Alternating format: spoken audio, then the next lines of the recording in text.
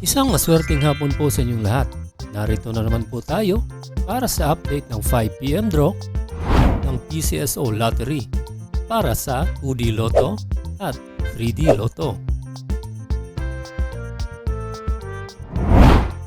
Bago po tayo magsimula, maaari po kayong mag-like, share, at subscribe para po updated kayo sa mga PCSO draws araw-araw.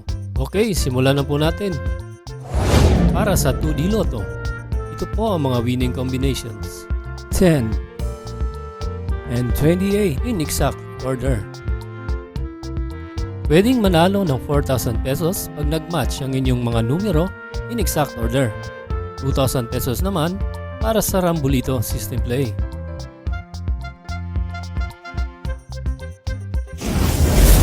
Para naman sa 3D Lotto, ito po ang mga numerong lumabas: 3, 0, and 8 in exact order. Pwedeng manalo ng 4,500 pesos pag nag-match ang inyong mga numero in exact order. 750 to 1,500 pesos naman para sa Rambolito system play.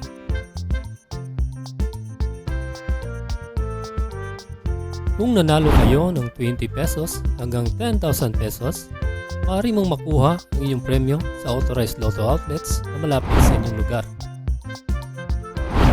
For more than 10,000 to 300,000 ang inyong panalo, pwede niyong makuha ang inyong premyo sa PCSO branch na malapit sa inyong lugar at magdala ng 2 valid IDs.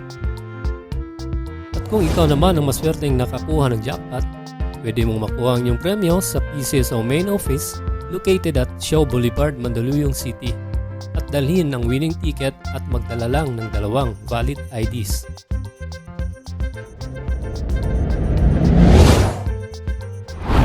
Congratulations po sa lahat ng nanalo at magkita-kita po tayong muli mamayang gabi para sa 9 PM draw. Maraming salamat po sa panunood.